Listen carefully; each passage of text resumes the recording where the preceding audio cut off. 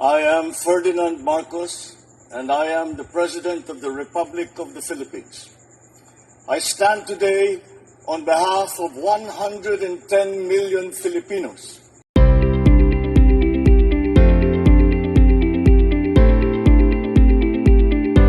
Napakalaki po ng role ng Fishport kasi dito po kami dumadaong. At dito na rin po namin kinukuha yung negosyo namin. Dati po kasi hindi po siya maluwang. Ngayon po pinaluwang na siya. And then nilagyan na rin po ng shed. Kasi po dati wala siyang lilim. Ngayon po mayroon na. Nakakapag-taas na po kami ng isda na kahit umulan man o umaraw. Wala na po yung hihintayin mo pa na lulubog yung araw para hindi masyadong mainit, gano'n. Or kapag umuulan naman, hintayin pa namin na titila yung ulan para lang maitaas yung isda namin. Sa ngayon, napaka-komportable na, may silungan na po kasi kami. Malaki po na itutulong nito kasi nga po kapag halimbawa, hindi namin maisisell kaagad yung isda, nandun na napapaganda yung quality ng isda namin, pwede namin ditong idaan muna. Lalo na kung sobrang bababa nung presyo ng isda, pwede namin siya idaan para ma-process siya.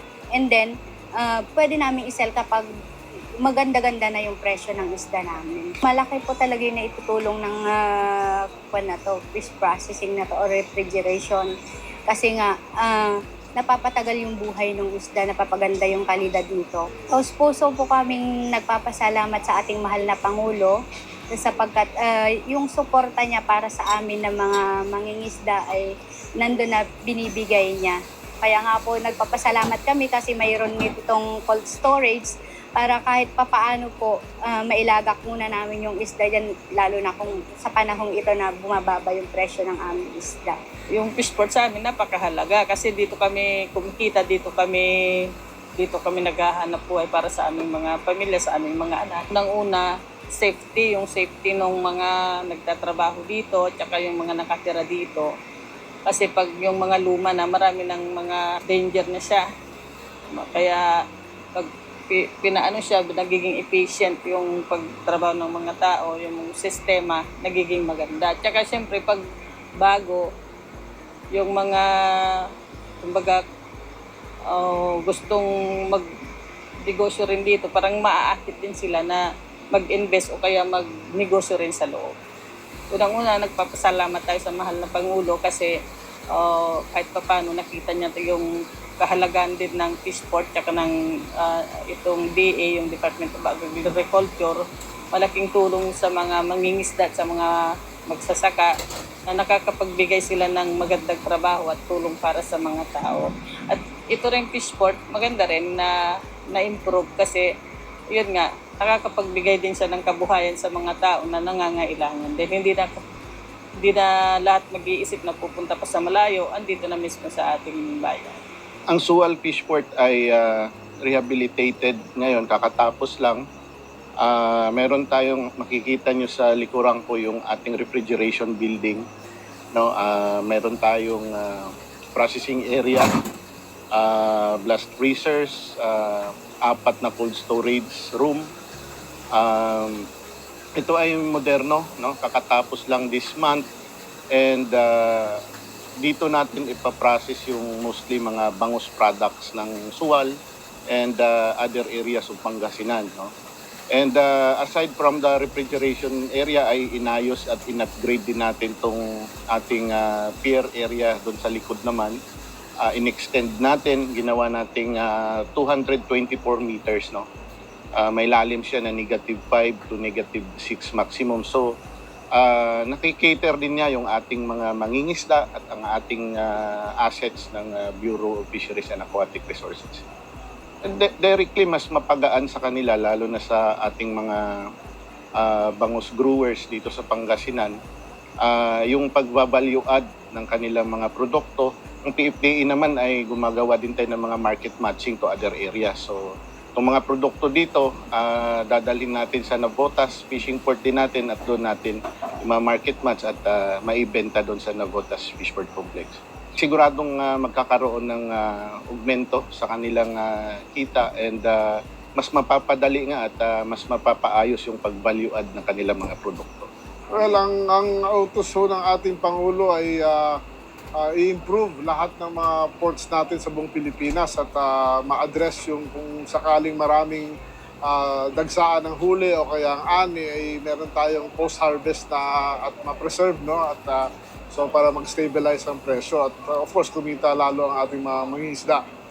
Well, nandito tayo sa Sual, no? Itong fish port na to, actually 1990s pa nandito, but yung facilities masyadong luma na. So, in-expand ito, ninakihan, binagyan ng bagong cold storage, blast freezer, ice maker para ma-process yung mga bangus dito sa, napakaraming bangus dito sa Sual, sa Bolinao, dito sa area na to. Pas, of course, marami din mangingisda. So, may capability na ngayon tayo mag-process ng bangus, freeze for export for the local market. At of course, pati yung mga isdang dagat na nahuhuli ngayon, pwede nang i-freeze, no? Para makarating sa lahat ng parte ng Pilipinas.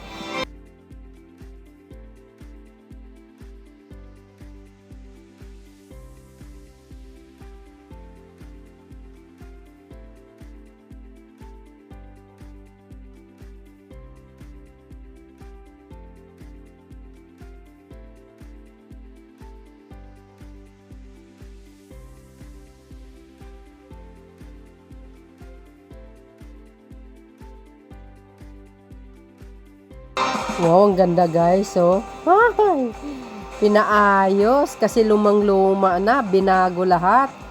Oh my gosh. Diyan po yan sa Sual, Pangasinan, mga kababayan. Oh, tingnan nyo ang Pangulo kung saan-saan nakakarating. In-inspect. Oy, ang ganda. Binago lahat, mga bes. Ang baging cold storage nila at saka yung fish port nila. Shoutout sa mga taga-Pangasinan. Wow, no. Alam nyo guys, no, number 1 si Pangulong Marcos Jr. yung last election. Mahal na mahal ng mga taga-Pangasinan yan. Panalo siya, paldo. Talagang grabe. Nag-survey na po ako dyan ng kalye survey. Ay, kapapasok ko lang, no, talagang bumubulusok si Pangulong Marcos Jr. sa kalye survey ko. Landslide po siya dito sa Pangasinan po. Sa buong Pangasinan, as in talaga. Super. Talagang solid. Kaya love na love siya talaga ng mga taga-Pangasinan. So, yun mga kababayan, ang isa sa mga activities ng Pangulo ngayong araw. No, June 30, 2026, inspection of the Sual Fish Port, Sual, Pangasinan. Ayan, inayos. Nako po. Dapat ganyan ang ginawa ng mga ibang administrasyon before, no? Pero kaso lang sinalulat ng Pangulo. Pinaayos ayan, no? Grabe, ganda. So yun mga kababayan, ang ating pinaka-latest update. Maraming salamat sa inyong watching. Follow me and likes. Hit the button bell para lagi updates. Okay? Bye everyone. There's more.